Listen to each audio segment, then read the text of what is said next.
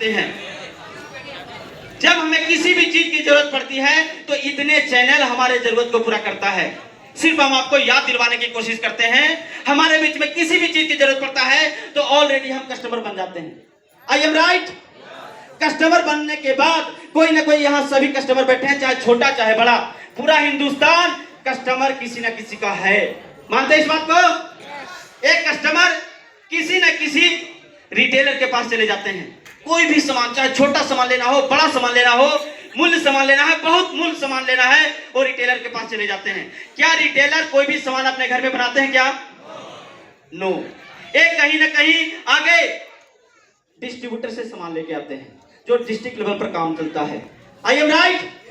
Distributor भी अपने घर में कोई भी सामान नहीं बनाते हैं, वो आगे होलसेलर से लेके आते हैं सामान।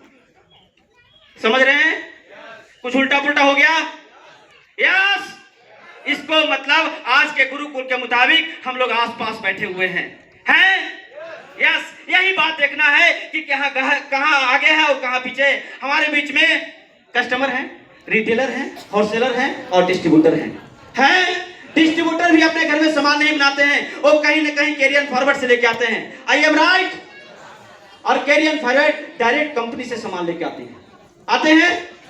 कंपनी हमारे बीच में सामान बनाती है। सामान बनाने के बाद कुछ चंद लोगों से प्रचार करवाती है, जिसके वजह से वो प्रचारक आम आदमी नहीं होते हैं, वो प्रचारक हाईलाइट आदमी होते हैं। किसी भी फिल्म इंडस्ट्री का होते हैं, क्रिकेटर होते हैं, नेता होते हैं, अभिनेता होते हैं, जिनको लोग पूरा हिंदुस्तान में पॉपुलर होते हैं। और पॉपुलर की वजह से वो बोलते हैं मेरे गोरेपन का राज साबुन है।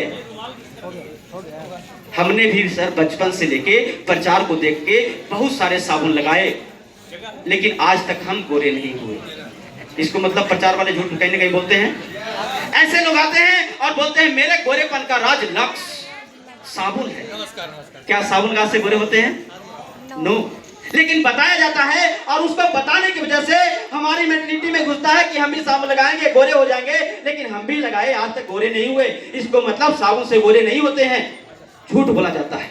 कई ऐसे प्रोडक्ट बोलते हैं वो गंजी पहनो और छलांग लगा दो नहीं मरोगे। क्या ऐसा होता है? नो।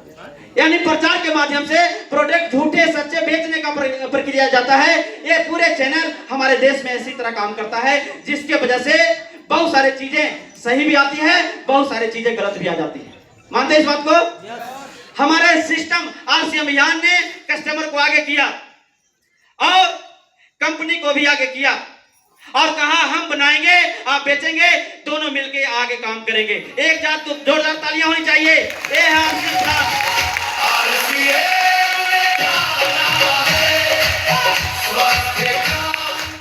ये मार्केटिंग प्लान की वजह से बताया क्या, ये जो बिचौलियों में थे, जिन बिचौलियों की वजह से हमारा देश कुछ न कुछ गड़बड़ रास्ते पे जा रहा था, उसको हटा के डायरेक्ट कर दिया गया।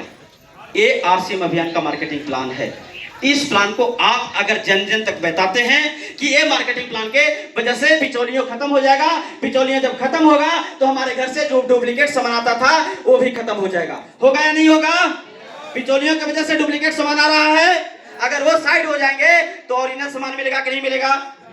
मिलेगा। ओरिजिनल सामान हमारे घर में आएगा तो हमारे घर में जो दवाइयां बढ़ रही है वो कम होगा कि नहीं होगा? कम होगा।